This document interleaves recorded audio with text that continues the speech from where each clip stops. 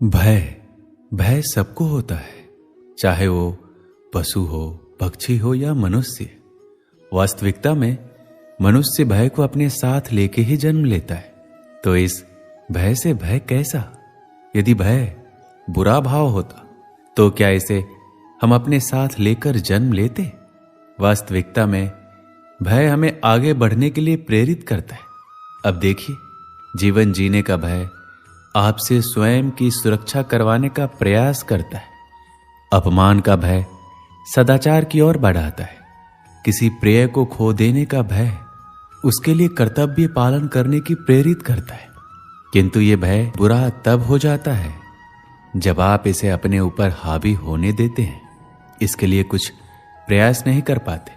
इसलिए यदि इस भय को उपयोग में लाना है, आपको स्वयं इस भय के ऊपर हावी हो जाना पड़ेगा। तो तोड़ दीजिए भय की सीमाएं। अपनी आत्मा को छोड़ के किसी और के समक्ष सर मत झुकाइए और स्मरण रखिए, जब अंधकार से डरना छोड़ दोगे तभी दीपक बनकर प्रकाश दे पाओगे। श्री कृष्ण कहते हैं, जिनके अंदर डर स्वाभाविक है उनको अपने दिमाग और मन को एक बात समझानी होगी। अगर मुझे अच्छी जिंदगी जीनी है तो मुझे इस डर को जीतना होगा और इसके लिए मुझे योजना पूर्वक एक के बाद एक कदम उठाने पड़ेंगे। खुद को यकीन दिलाना ही होगा कि वक्त रहते ही खुद को बदलना पड़ेगा। अगर हम नहीं बदले तो वक्त ने बदलने की कोशिश की तो बड़ी तकलीफ होगी। पहले आप खुद से सवाल कीजिए, क्या मैं डर के वजह से आगे नहीं बढ़ रहा हूं? क्या डर के वजह से मुझे सफलता नहीं मिल रही है? अगर आपका उत्तर हां है तो चलो डर के अंदर जाते हैं। हमें ध्यान से समझना पड़ेगा, हमें डर क्यों लगता है? क्योंकि हमारे अंदर आत्मविश्वास की कमी है। फिर सवाल आता है, हमारे अंदर आत्मविश्वास क्यों कम है? क्योंकि जिस क्षेत्र में हम सफलता हासिल करना चाहते हैं उस क्षेत्र के बारे में हमारा ज्ञान अधूरा है। इसके लिए जिस क्षेत्र में सफलता हासिल करनी है उस क्षेत्र के प्रति जितना हो सके उतना अभ्यास करना है और ज्ञान हासिल करना है, जिससे हमारे भीतर आत्मविश्वास आए और जिससे कुछ हद तक हमारा डर कम हो जाएगा। भगवान श्री कृष्ण कहते हैं, अगर किसी काम को हमें नहीं करना है तो हम बहाने देते हैं। काम में मन नहीं लगता इसलिए उस काम को बाद में करूंगा करके टाल देते हैं। कामों को आगे ढकेलने के लिए, काम नहीं करने के लिए, और जिस काम में मन नहीं लगता ऐसे सभी कामों के लिए हम जो कारण खोजते हैं उसे ही बहाना देना कहते हैं। बहुत सारे असफल लोग बहाने देते मिलेंगे, लेकिन उनको पता ही नहीं है बहानों से उनका कितना बड़ा नुकसान हो रहा है। इसे ध्यान से समझना, जब हम दूसरों को बहाना देते तो हम खुद को ही सफल होने से रोक रहे होते हैं। अपने दिमाग को अपने खुद की प्रगति पर काम करने से रोक रहे होते हैं। हम अपने दिमाग को निष्क्रिय बनाते हैं। हम दिमाग को ऐसा प्रशिक्षण देते हैं कि वो हमारे खिलाफ काम करे। जितना ज्यादा हम बहाना देंगे उतना ही हमारे मन को खुद के खिलाफ काम करने को मजबूर कर देते हैं। इसका परिणाम यह होगा कि आप अपने ही कामों से दूर भागोगे, जिम्मेदारी से दूर भागोगे, काम में मन नहीं लगेगा, जीवन में उत्साह कम होगा, जीवन में सही निर्णय लेने में देर हो जाएगी और फिर आप सोचेंगे कि यह सब मेरे साथ ही क्यों हो रहा है। यह सब आपके साथ इसलिए हो रहा है क्योंकि आपने ही बहाने दे देकर अपने मन और दिमाग को कुछ नहीं करने की आदत डाली है। भगवान श्री कृष्ण कहते हैं, मनुष्य का स्वभाव है कमाना, संग्रह करना, फिर चाहे धन हो, नाते हो, संबंध हो या प्रसन्नता। परंतु क्या आपने कभी सोचा है, नियति ने ये संग्रह करने की प्रवृत्ति मनुष्य में क्यों डाली? एक बीज से पौधा पनपता है, उसके भोजन से फल संग्रहित होते हैं। क्यों? इसलिए ताकि वृक्ष उसे स्वयं खा सके? नहीं, बल्कि इसलिए ताकि वो भूखे जीवों में बांटा जा सके। अब आप पूछेंगे कि इसमें वृक्ष का क्या लाभ है? क्योंकि जो बांटता है वो मिटता नहीं। जो फल ये जीव खाते हैं और उसके बीजों को वातावरण में बिखेर देते हैं, जिससे जन्म लेते हैं नए वृक्ष, उसकी जाति, उसका गुण, उसकी मिठास अमर हो जाती है। श्री कृष्ण कहते हैं, मन बड़े ही विचित्र कृति है। ये मन शरीर के किस अंग में बसता है कोई नहीं जानता, किंतु संपूर्ण शरीर इस मन की इच्छा साकार करने के लिए प्रयास करता रहता है। अब यदि मन कुछ खाने का करे तो व्यक्ति उसकी इच्छा साकार करने का माध्यम ढूंढता रहता है। अब यदि मन किसी को शत्रु समझ ले तो व्यक्ति उसे नष्ट करने का हर संभव प्रयास करता है। अब यदि मन किसी से प्रेम करे तो उसकी प्रसन्नता के लिए हर सीमा लांघने के लिए सज्ज रहता है। परंतु जीवन सुखद हो इसके लिए यह आवश्यक है कि मन खाली रहे। भगवान श्री कृष्ण की बांसुरी की भांति भीतर कुछ भी नहीं है, न राग है न द्वेष, तब भी स्वर निकलता है। इसी प्रकार मन को भी भावनाओं से मुक्त रखना आवश्यक है। स्मरण रखिए, मन में कुछ भरकर जियोगे तो मन भर के नहीं जी पाओगे। भगवान श्री कृष्ण कहते हैं, मनुष्य की सोच संसार का सबसे गहन या कहो सबसे कठिन भाव है। कब क्या होने के पश्चात ये मन क्या सोच बैठेगा ये कहना असंभव है। और यही सोच कई बार हमारे मन में हीन की भावना ले आती है। हम सदा हमसे ऊपर की श्रेणी के व्यक्तियों को देखते हैं, उनके जीवन का विश्लेषण करते हैं और फिर स्वयं को हीन समझ लेते हैं। इसके पास इतना धन है, उसके पास कितना बल है और मेरे पास कुछ भी नहीं। मैं कितना हीन व्यक्ति हूं, संसार के लिए मैं कुछ भी नहीं हूं।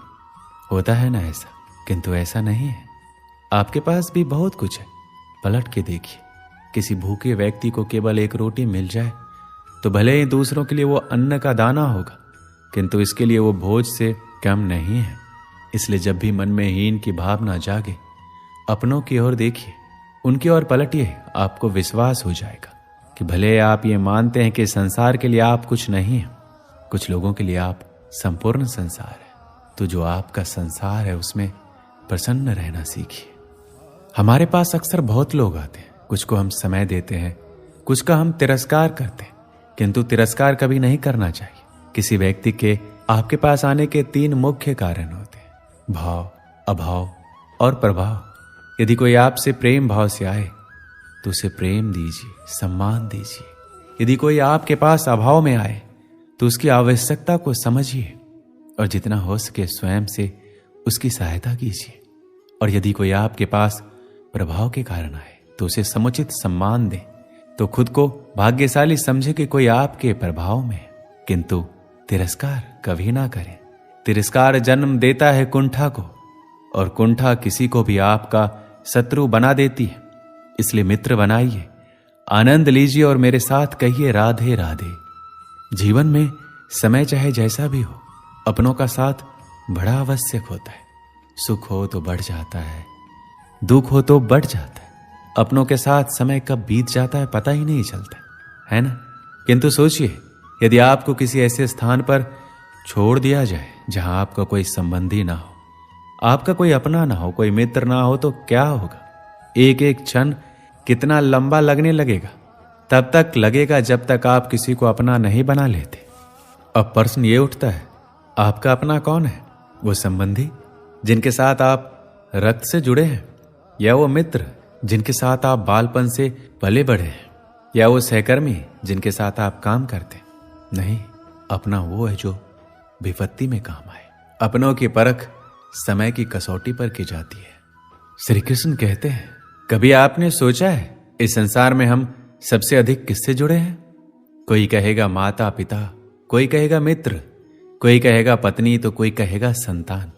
नहीं, यदि इस संसार में हम किसी से जुड़े हैं तो वो है समय। समय ही हमारा भूत है, समय ही हमारा वर्तमान है और समय ही हमारा भविष्य। और हम क्या करते हैं? सबसे अधिक जुड़े समय को, सबसे बहुमूल्य संपत्ति को हम नष्ट कर देते हैं। कोई भविष्य के ऊंचे सपनों को बुनता है, कोई बीते कल को कोसता है, किंतु तनिक सोचिए, बीता कल आपके सोच विचार करने से बदलने नहीं वाला। और भविष्य के विषय में सोच विचार करके यदि आप अपना वर्तमान नष्ट कर रहे हैं तो आपका भविष्य भी बीते कल की भांति ही होगा। इसलिए आज के विषय में सोचिए, उसे उत्तम बनाइए। श्री कृष्ण कहते हैं, स्वप्न और लक्ष्य कितने समान लगते हैं। इन दोनों की व्यक्ति कल्पना करता है, इन दोनों को व्यक्ति पाना चाहता है, और ये दोनों पूर्ण तो व्यक्ति स्वयं को भाग्यशाली भी समझता है। किंतु इन दोनों में अंतर है। अंतर ये कि स्वप्न के लिए बिना मेहनत की नींद चाहिए और लक्ष्य के लिए बिना नींद की मेहनत। जो व्यक्ति स्वप्न देखने में रह जाता है उठने के पश्चात उसके हाथ खाली रह जाते हैं। और जो व्यक्ति मेहनत करता है, सोते समय उसके हाथ उसका लक्ष्य होता है। इसलिए सपने भी देखिए तो लक्ष्य समझ के। संसार में आपको कई ऐसे लोग मिलेंगे जो आपको बताएंगे कि क्या करना है, किंतु उससे भी अधिक महत्वपूर्ण बात यह है कि क्या नहीं करना है। आज मैं आपको ऐसी 3 बातें बताऊंगा जो आपको जीवन में नहीं करनी है। पहली बात, आनंद में कभी वचन मत दो। आनंद आपके तर्क को हर लेता है और फिर आनंद में दिया गया ये वचन बाद में गले की फांस बन जाता है। दूसरी बात, क्रोध में कभी उत्तर मत दो। क्रोध आपके विवेक को खा जाता है, भविष्य दृष्टि को बाधित कर देता है और फिर कुछ क्षण के लिए आया ये क्रोध और इसमें दिया गया उत्तर बाद में जीवन भर के लिए प्रश्न बन जाता है। तीसरी बात, कभी भी दुख में निर्णय मत लो। दुख आपके सोचने समझने की क्षमता को सीमित कर देता है और दुखी मन से लिए गए निर्णय सदा दुख ही देते हैं। सच कहा जाए तो वचन, उत्तर और निर्णय कभी भी जीवन में सोच विचार करके ही लेने या देने चाहिए। सोच विचार करके कार्य करोगे तो इस संसार में किसी भी समस्या का हल आसानी से मिल जाएगा। हम सबके जीवन में कभी न कभी पत्थरों का योग होता ही है। ये संसार हम पर कभी न कभी पत्थर बरसाता ही है, कभी हमें बुरा समझकर, कभी असफल मानकर, कभी हमें बुद्धिहीन मानकर। कारण बहुत सारे हैं, किंतु इन पत्थरों से हमें चोट खानी है या नहीं, ये हमारे हाथ में है। या तो आप इन पत्थरों से चोट खाकर आंसुओं से डूबे रह सकते हैं, और यदि आप चाहें तो इन पत्थरों से सेतु बनाकर समस्या का सागर पार कर सकते हैं। निर्णय आपका है। ये पत्थर प्रतीक है हमारी निंदा का, हमारी आलोचना का, और जो इस आलोचना को नकारात्मक ले गया वो केवल कष्ट ही पाएगा, और जिसने इस आलोचना को विकास का आधार बना लिया वो सफलता के शिखर चढ़ेगा। इसलिए स्मरण रखिएगा, आलोचना आपका शत्रु नहीं, आपका सबसे बड़ा मित्र है। श्री कृष्ण कहते हैं, अक्सर आपके बड़े बूढ़ों ने आपसे कहा होगा कि यह संसार दुख का मूल है और ईश्वर भक्ति उस दोष से दूर जाने का मार्ग है। किंतु सोचिए, यदि यह संसार दुख का सागर होता तो क्या नियति आपको यहां जन्म लेने देती? क्या ईश्वर यहां पर अवतार लेते? जब समस्याओं पर हमारा वश नहीं चलता, हम आरोप लगाते हैं इस संसार पे, यहाँ के लोगों पे, सोचते हैं काश वो यहां पर आया ही नहीं होता। एक किसान बंजर धरती पर जाता है और अपने परिश्रम से उसे लहलहाते खेत में परिवर्तित करता है। एक दर्जी जिसके पास एक सामान्य सा वस्त्र जाता है, अपने परिश्रम से उसे एक सुंदर वेश में परिवर्तित कर देता है। आप भी परिश्रम कीजिए। यह महत्वपूर्ण नहीं है कि आप किस संसार में आए हैं, यह महत्वपूर्ण नहीं है कि आप यहां कैसे आए। अगर कुछ महत्वपूर्ण है तो यह है, जब आप गए तब आप इस संसार को कैसा छोड़ के गए, और यह सोच के जिए कि जो किसी के लिए नर्क है वो किसी का स्वर्ग बनाकर निकलोगे तो आपका जीवन और आपका संसार दोनों धन्य हो जाएंगे। पाना और खोना दोनों जीवन के महत्वपूर्ण भाग हैं।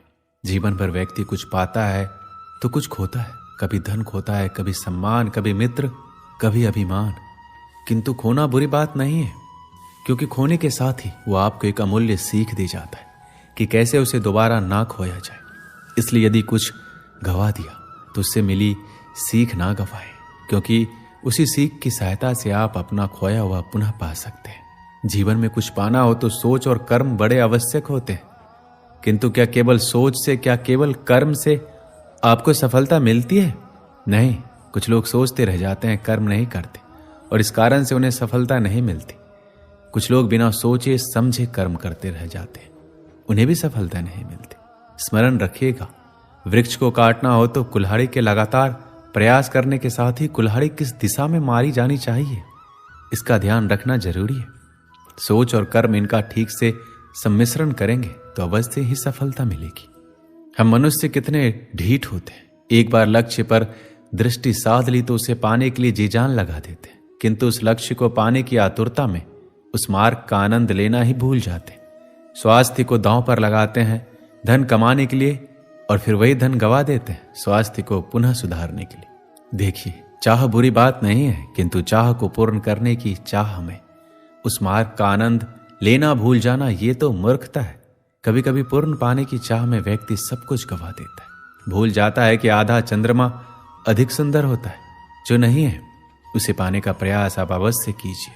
किंतु जो है उसका संपूर्ण आनंद लेने में वंचित मत रहिए। दोस्तों, इस वीडियो में बस इतना ही। मिलते हैं अगले वीडियो में। अपना ख्याल रखिएगा। जय श्री कृष्ण।